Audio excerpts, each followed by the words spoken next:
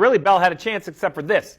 This area right here. Pit stop 1, 19 seconds, killed the 20 car. This stop here cost him probably 6 seconds on the racetrack. More importantly, 5 positions got by him. Before we get into what went wrong, let's talk about how it's supposed to work. The fuel can... I'm going to blow that out and just give you a frontal view of it. It's a big circle.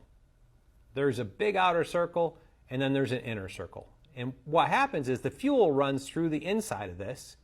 The air comes back through this outside. Okay. So they're sealed up. Fuel goes through the center. Air comes around the outside. That's what makes this can dump. All right, so if you clear that out, fuel in the Sunoco, pretty easy to understand, down into the trunk. And then air is coming around the outside of this, comes out, up through this clear tube, and back into the top of the can. Makes it a very efficient way for the fuel to flow through, air to replace it. But here's where I want to focus on. Let's talk about that exchange. Leaves the car. We're going to put our clock in. We're looking for 2.5 seconds. A little fumble, hits the side of the dry brake, finally gets plugged in, and you see it right here, right?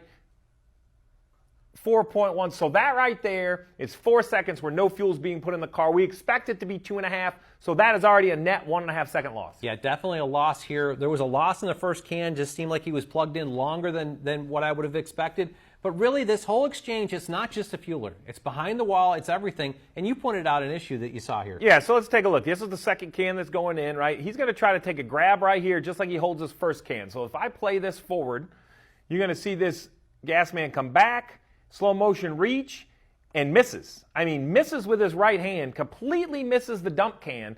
And what makes it so impressive is that I go forward, he's holding this with one hand. He finally gets the second hand. I'd have dropped the can.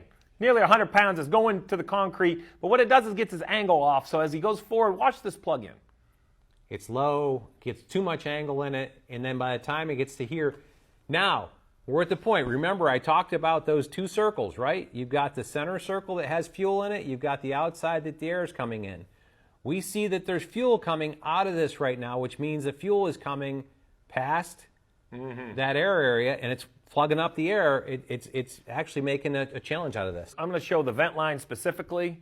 Drag that down and show you what I'm looking at. I'm going to back up with the vent lines clean. All right, so right there's no fuel in the vent.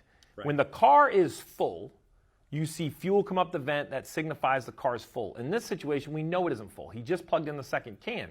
So as we go forward... As you're seeing fuel coming down, fuel's going up. And that's because fuel's now gotten in the vent. It's plugged it. Remember, this was supposed to be air. Yes. Right? That was supposed to be clean and be air, but instead it has fuel in it. And this to me is a 2-liter bottle of Coke that you just turned upside down and it's going blub, blub, blub.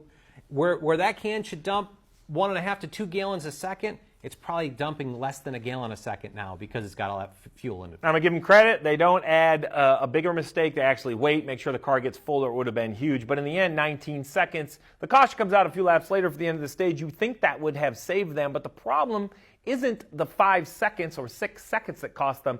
It's the positions on the racetrack. 5 positions on the racetrack.